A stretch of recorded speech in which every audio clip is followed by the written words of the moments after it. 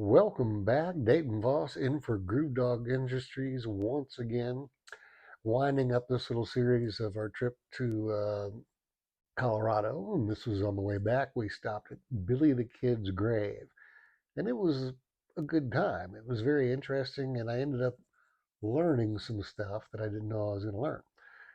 But the trip in there was pretty groovy. We took off from Las Vegas that Monday morning, and it was about a 2.5, 3 hour drive down to Fort Sumner, which is where, well, Billy the Kid's grave is not actually in Fort Sumner, it's slightly outside of it.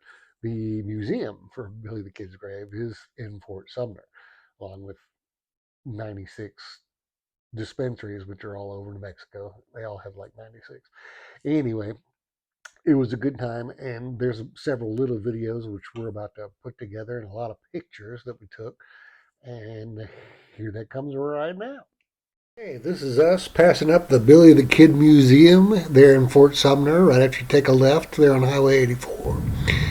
And heading down the highway, you see another billboard there, and you'll turn on BT Cage or Billy the Kid Drive and pass up with a whole bunch of nice looking horse farms, cattle farms, and the like, all the way down for about 2 miles until you get to the Billy the Kid Museum. And by the way, it's free.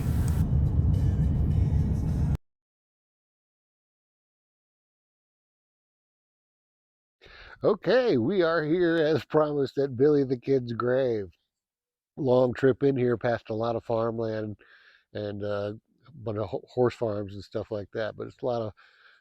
I decided to start here. This is not Billy the Kid's grave, but we are in the cemetery where Billy the Kid was buried. But there's a lot of people that got in here one way or another. We found out one of the first guy we saw was here courtesy of Billy the Kid. Apparently, he planted him one night in a fight at a saloon, which I guess is what happened all the time, fights in saloons.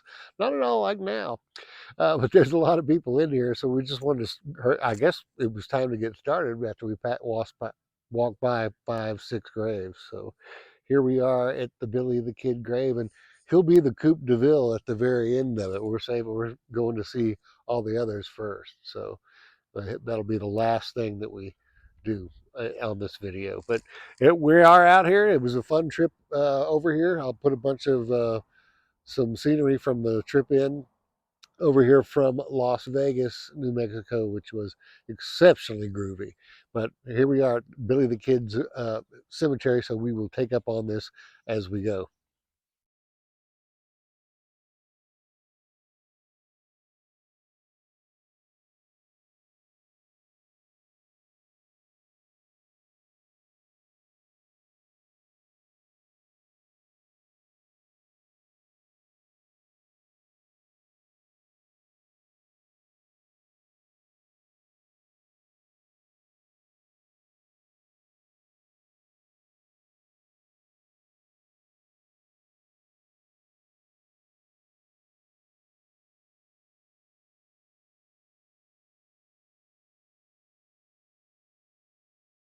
Okay, we are actually at the actual burial place for Billy the Kid.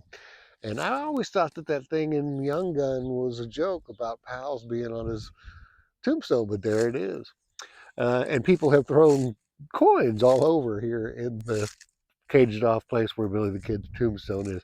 And I was wondering why none of these other ones are caged off at all. Well, it turns out that some fool stole Billy the Kid's tombstone in 1951, and it was missing for several years. I had never known this, but it's nice to know now, I guess.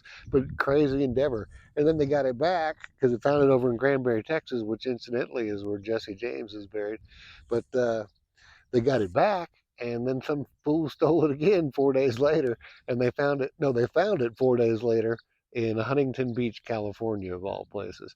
And they flew over the next day to go get it. But I'm assuming they had I don't know, checking that in luggage back then. That must have been quite the ordeal. But here it is, the tombstone back where it's at, where it sits now, with a cage over it, so that doesn't happen again. But as promised, this is Billy the Kid's grave, and more quality video coming up soon. As a parting shot, and this has been a lot of fun. But just some ideas for the folks that live around here. Wouldn't it some be enterprising for somebody around here with all these cattle farms and everything to get a cow and pin it off in a little area and call it Billy the Cow and charge money for it? I'm just suggesting. And then maybe a little petting zoo here with a bunch of goats and call them Billy the Kids. Or if you had a horse farm out here, and a lot of people do, why not advertise that they might very well be descendants of Billy the Kid's horses? Just a few ideas I had for the folks around me. Always trying to help. All right. That was a lot of fun, like I said. The drive was really good too, especially on the way home. Well, I won't say especially. Uh, well, Moose Knuckles was probably the highlight of that trip on the way home, which my wife will probably never let me pick a restaurant again. But it was fun. But I jumped ahead of myself. You probably saw in that one video where I had told you that Billy the Head Kid's tombstone was stolen. And I thought at the time when I'm reading that, I'm thinking it was that big white one that said Pals on it. And which would have been difficult. I was kind of amazed because that would have been very difficult to steal, one would think. But it wasn't. It was the other one that was at the foot of his grave, which probably wasn't very easy to steal either. I just thought it was kind of crazy that it was not just stolen once, but stolen twice. And where I got this information was roadsideamerica.com. And my glasses are giving one hell of a glare when I put them on in here for some reason. So I had to jack the text on this website up to 200% so I can read it, therefore not have the glare on my glasses. So I kind of got to stare at the computer a little bit to read you what I did find out. And I'll interrupt myself at some point and interject things that make absolutely no sense whatsoever. But well, let's talk about this stolen tombstone, which I just found fascinating. Billy was probably killed on July 14th, 1881. Just like anything that happened back then, Butch Cassidy there and Sundance Kid, it's debatable whether they got blown to pieces in Bolivia. Then, Billy the Kid, same way. All sorts of mysterious stuff happened. And of course, with time, weather events happen like happened here. But he's probably killed on July 14th, 1881, then carried a couple hundred yards to the fort's old cemetery and buried with two of his gang members who'd been killed only a few months earlier. The kid's early wooden tomb, that's why there's three in that caged in area. The kid's early wooden tombstones were subsequently stolen or destroyed, and the cemetery then flooded in both 1889 and 1904, washing away all the tombstones and probably redistributing the bones. Old timers were asked to recall where Billy was buried, and they either gave it a wild ass guess or they put it right where it was supposed to be. Nobody really knows. There was a dude there that used to give tours of the graveyard, and he saved up all his tip money and paid for a single marble tombstone for the three outlaws with the epitaph Pals.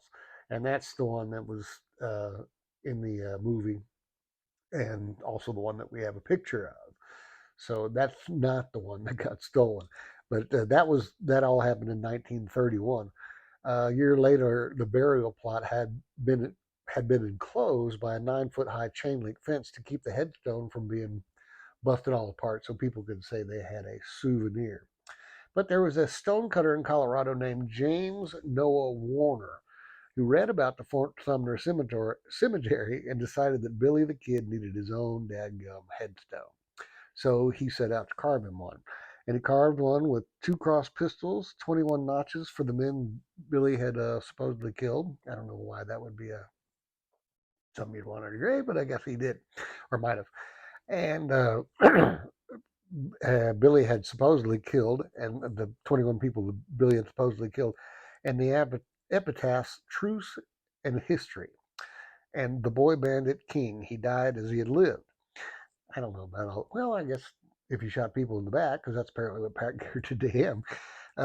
He then drove 400 miles from his home in Salida to Fort Sumner with the stone in the back of his family car and placed it at the foot of Billy's grave on March 23rd, 1940.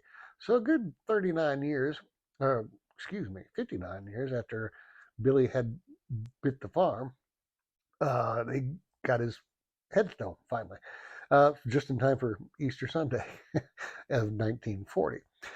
This thus marked Billy's grave lasted barely 10 years. Warner's stone was stolen on July 6, 1950, just after a visit by Brushy Bill Roberts, who had claimed that he was Billy the Kid. And I guess if your nickname was Brushy Bill, Billy the Kid, probably a better name. I don't know. Wouldn't want to be called a kid for the rest of my life, unless I was actually a kid for the rest of my life. That would be cool in and of itself. The Billy the Kid Museum in town built a replica grave so that people would know what it looked like, but the original remained missing for 25 years. Then two visiting tourists revealed that they had seen it in a pasture in Granbury, Texas, of all places. Granbury, if you don't know where that is, it's like most of Texas, it's a suburb of Dallas. But Granbury, Texas, it was found there hidden under an abandoned railroad boxcar. Billy's tombstone, which by now people thought had been there since 1881 instead of 1940, was returned to the kid's grave on June 19th, 1976, bicentennial year. Uh, Gas was expensive because of Jimmy Carter, too. But the town threw a huge party with a Wild West bank robbery and square dancing on Main Street. That's my way of celebrating. And the stone was anchored to its concrete base with a steel safety cap.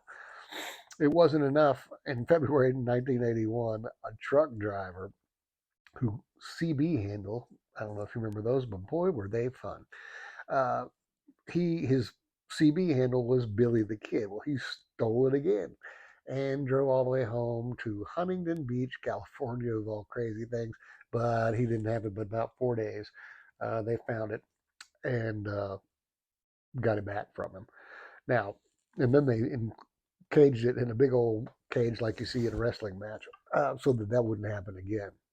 Now, the dude that went and did that was the guy that originally set up the Billy the Kid Museum there in Fort Sumner. Now, when we went by that, I thought we were being real smart and just take a picture of it and not stop in there because I just figured it was cheap and overpriced souvenir. So we did not go in there. It probably would have been a good thing to do a few years back when the guy was still alive that started all that. I believe his name was Warner, um, but he wasn't. He's not still the owner. He had sold it a few years back and uh, died shortly thereafter. But I would like to talk to him a little bit about going to get the tombstone out in, because they flew to Huntington Beach to go get the tombstone back in 1970. That to me seems like it would be a great story. But anyway, we don't have that. So, but I just thought that was very interesting that somebody stole his dadgum gravestone and it wasn't really his actual tombstone. So Billy the Kid never really had, well, he had a wooden one, which got all tore up.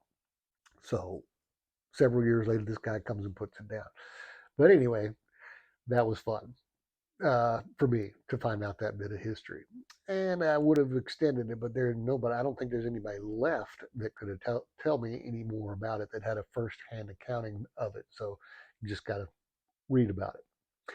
But that was a trip to Billy the Kid's grave, and it was fun and it was interesting, just about like all our trips. And the very next week, we loaded up the car, went to Sweetwater, Texas, to the world's largest rattlesnake roundup. Yeah, we got some pictures of that now. It was kind of a disappointment because the last time I was there was 1984, but we'll talk a little bit more about that in the next video. Well, I almost forgot to tell you about Moose Knuckles, and you really don't want to miss this. Well, maybe you do. Anyway, coming back from Billy the Kid's grave, which was a fun drive all through those little bitty towns that um, are from between here and Fort Sumner. There's a lot of little bitty towns like Texaco and just a bunch of um, mule something is out there also. But anyway, we don't consider it a real town unless it has a Sonic, a Dairy Queen, and a Dollar General. One of those towns that we went, almost all of those had all three of those, so that makes it a real town. One of them was missing the Dairy Queen. There goes your real town status. How about that? But for the most part, there was a few towns on the way back, and then Lubbock. We figured we'll eat in Lubbock because we always got to stop somewhere to eat. That's a lot of fun. And we get to Lubbock, and the part that we saw of Lubbock had no place to eat. It basically put us on. We went over through some loop and then hit 84, and we were on the way home again. And there was nothing to eat. I mean, nothing. And so I guess there was just that part of Lubbock because I know there's plenty of places to eat in Lubbock. Anyway, we didn't make it through there. So we start looking at a map because we're both very hungry. And we figured we'd go to Post, Texas, which, if you've ever seen the movie Come Hell or High Water, all those banks they were robbing were in the big country part of Texas, which is part of Abilene's part of the big country as well. Post is Stanford, all those places they mentioned. And we get into Post. Well, we found a place to eat in Post. I think we had two choices. One of them was Moose Knuckles, and I just wanted to go because of the name. And said it was a bar and grill, and it was time for me to have a cocktail. My liquor level low light was flickering, and it was time for me to have a cocktail. So I chose Moose Knuckles because of the name and because it said it was a bar and grill. So as we're going through Post on the way to Moose Knuckles, I saw a corner that looked very, very familiar from the movie Come Hell or High Water. But it turns out the movie was not filmed there at all. The whole thing was filmed in New Mexico and not Las Vegas, New Mexico, which is odd because so many others are. But anyway, so we go to Moose Knuckles, and I got to tell you, this was an experience, and it's the reason my wife will never let me pick a restaurant again. So we go to Moose Knuckles, a very unassuming looking place, and somehow my wife is ahead of me when we get there. And we walk in, and there was, I believe, two gals in there and a young man, and they were putting some sort of sign together or something like that. And I didn't ever look down at their feet, but my wife said one of the ladies was barefoot, and she was continuously smoking. And this wouldn't have been all that bad if the food had just been good, but it was not. And they had a mannequin chick over in a corner. She actually had a name, but I forgot what the hell it was. And there was a little sign that said, "Touch her and you'll be barred." But it didn't say barred; it said effing barred. And but they said the word, except they spelled that wrong too. In fact, there were handwritten signs all over the place about certain actions you could take, and you would be barred from coming back in there, which I don't think would be much of a punishment, to be honest with you. And by the way, if you're thirsty and you're heading through Post, Texas, it's not really, and you want to stop at Moose Knuckles for a drink, they don't have one. I'm guessing that that part of Texas is they don't have hard liquor, but I don't know. I could look it up, but no. Uh, anyway, they don't have liquor there, and it was a horrible, horrible experience. I think for a change, I had the chicken strips and she had the burger. And typically, I don't ever order chicken strips. I always order a burger, but I didn't think they had a shot in hell of making a decent burger in that place. And it took forever and a day, by the way. And when I got my chicken strips, it tasted like somebody had been frying oysters in there. I'm just assuming that they'd never seen an oyster there in Post, Texas at Moose Knuckles. And the big lady, the lady that was barefoot and smoked all the time, also made a habit of saying the F word over and over and over again. And it wasn't like there was someplace we could go and not hear that. It was just, anyway, Moose Knuckles. I don't recommend it if you ever happen to be in Post, Texas and are hungry. I didn't notice if Post had a Sonic, a Dollar General, and a Dairy Queen, but any one of those choices, if they did have them, would have been a better place to eat. So that's my take on Moose Knuckles in Post, Texas. And there's a little preview of the next video, along with some of the sights on the way home to Abilene. We were eventually greeted by a very, very bad dog. Thanks for watching, y'all, and please give us a like and consider subscribing, if you will. This is Dayton A. Voss, the original Groove Dog, reminding you that this is the day the Lord has made, so why don't you try to find a way to glad in it.